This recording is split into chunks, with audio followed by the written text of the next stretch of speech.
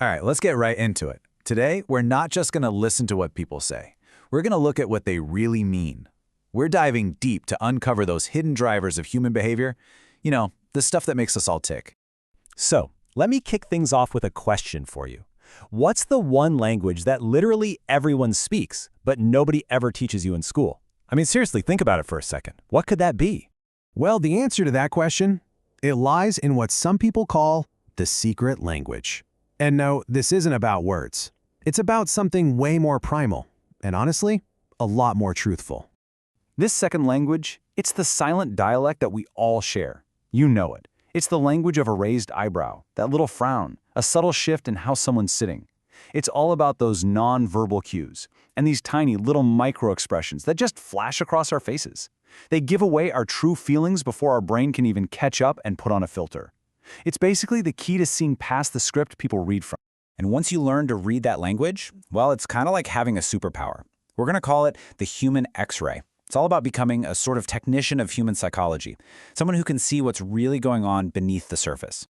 There's this fantastic quote from the ancient Greek philosopher Heraclitus. He said, "Character is fate." And that's a really powerful idea, right? It means our deep underlying traits, that primal wiring we all have, that's what really shapes our destiny. It's often way more important than the conscious choices we think we're making. And that right there, that's the core of what our X-ray is trying to see. This really brings the whole X-ray metaphor to life. Think about it. On the surface, you've got the charming exterior. That's the words people choose, the smile they flash, the whole image they're trying to project. But the X-ray, it just ignores all that. It looks straight through to the core bone structure. The real psychological framework, those primal instincts, the true motivations that are holding the whole thing up.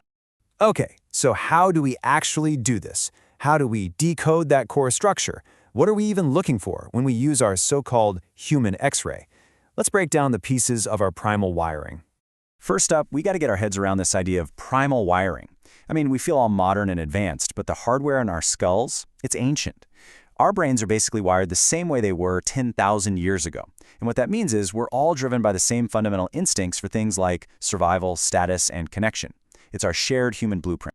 Next, you want to look for the micro signs. Think of these as tiny little glitches in the matrix. It's that split-second flash of contempt or fear or pure joy that a person just can't control.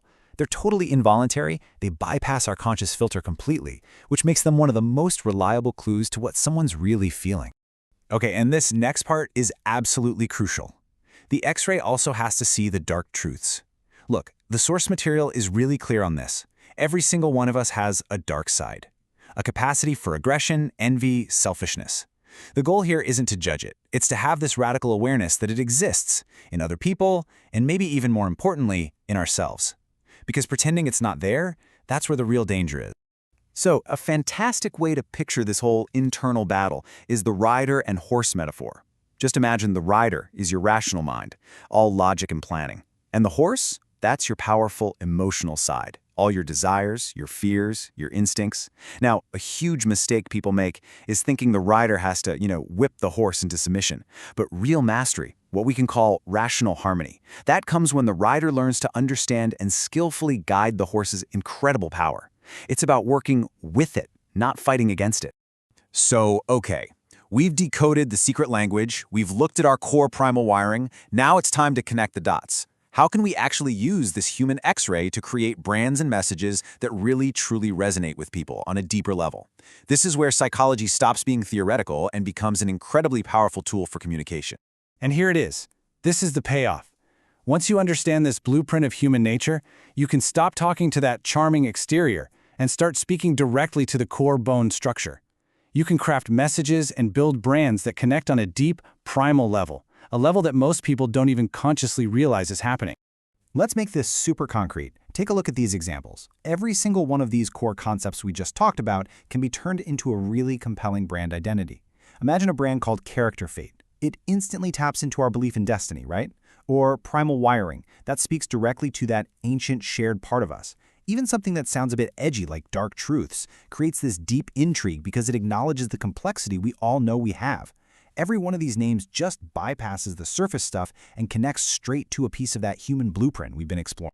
Wow, we've covered a lot of ground, haven't we? From microexpressions all the way back to our ancient wiring. But the point of all this isn't just to analyze brands better. It's really about changing the way you see the entire world. Because you now have the lens. You have the human X-ray. You've got the tools to start seeing past that carefully polished, charming exterior and begin noticing the real core psychological structure underneath it all. You'll see it in conversations, you'll see it in the media you consume, and you'll even see it in yourself. And that really leaves us with just one final thought. Now that you can see the blueprint, now that you can hear that secret language, what are you going to notice first?